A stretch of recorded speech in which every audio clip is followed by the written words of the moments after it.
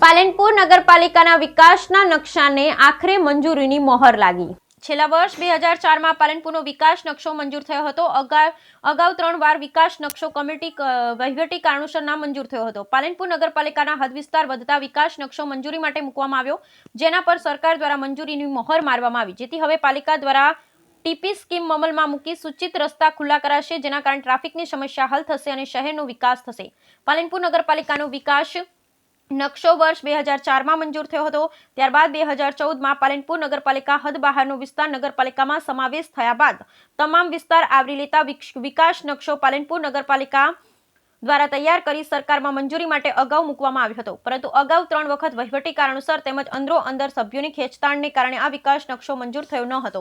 ત્યારબાદ આખરીમાં વર્ષ 2022માં વિકાસ નકશો પાલિકા દ્વારા તૈયાર કરી વાંધા અરજી મંગાવી તે તમામ વાંધા અરજીઓનું સૂચનો તથા તેમજ પાલનપુર શહેરની ભૌગોલિક પરિસ્થિતિ, વિકાસની દિશા તેમજ સ્થાનિક જરૂરિયાતને ધ્યાને લઈ પુનઃ વિકાસ નકશો મંજૂરી અર્થે મોકલવામાં આવ્યો હતો, જેના પર મંજૂરીની મહોર લાગી ગઈ। આ અંગે ટીપી કમિટીના ચેરમેન કવિતાબેન પ્રજાપતિ તેમજ જુનિયર ટાઉન પ્લાનર દીપકભાઈ જોશી સહિતના સ્ટાફની મહેનતના અંતે વિકાસ નકશો મંજૂર થતા આગામી સમયમાં પાલનપુર નગરપાલિકા દ્વારા ટીપી સ્કીમમાં મૂકવામાં આવશે। ત્યારબાદ આ ટીપી સ્કીમમાં આવરી લેવામાં આવેલા લાભોમાં જેવા કે રસ્તાઓ પહોળા કરવામાં આવશે, જેથી ટ્રાફિકની સમસ્યા હલ થશે તેમજ સ્ટ્રીટ લાઇટ, બાગ બગીચા સહિતની સુવિધામાં વધારો થશે અને શહેરનો વિકાસ સિસ્ટમ મુજબ કરવામાં આવશે, જેના થકી પાલનપુર શહેરનો વિકાસ થશે અને લોકોને સારી સુવિધા ઉપલબ્ધ કરવામાં આવશે। બ્યુરો રિપોર્ટ ભરત ઠક્કર। આજનો દિવસ પાલનપુરવાસીઓ માટે ખૂબ જ ખુશીનો દિવસ છે, આનંદનો દિવસ છે।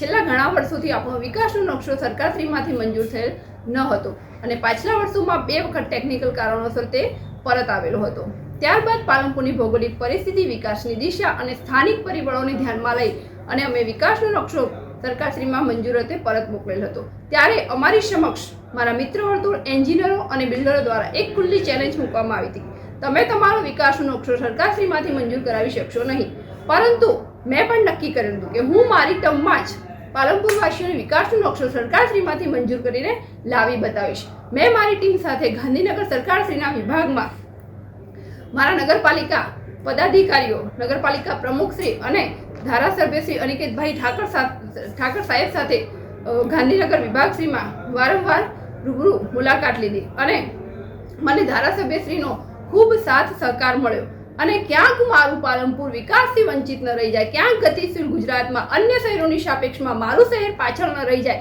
તેની મેં સતત ચિંતા કરી અને વિકાસ નકશો ખૂબ ઝડપથી પાસ થાય તે માટે મેં છેલ્લા 5 મહિનામાં અઠવાડિયામાં એકવાર મેં ગાંધીનગરની રૂબરૂ મુલાકાત લીધી અને વિકાસ નકશો મંજૂર થાય તે માટે મેં ખૂબ મહેનત કરી છે અને આજે ગુજરાત સરકાર દ્વારા વિકાસ નકશો પ્રસિદ્ધ થયેલ છે, એટલે કે મંજૂર થયેલ છે, તે બદલ હું ગુજરાતના મુખ્યમંત્રી શ્રી ભૂપેન્દ્રભાઈ પટેલ સાહેબ, માનનીય ધારાસભ્ય શ્રી અનિકેતભાઈ ઠાકર સાહેબ, નગરપાલિકાના પ્રમુખશ્રી અને જિલ્લાના પદાધિકારીઓ તેમજ મારા સાથી સભ્યશ્રીઓ અને મારી ટાઉન પ્લાનિંગ શાખાના અધિકારીશ્રીનો ખૂબ ખૂબ આભાર માનું છું। જય ભારત, જય હિન્દ।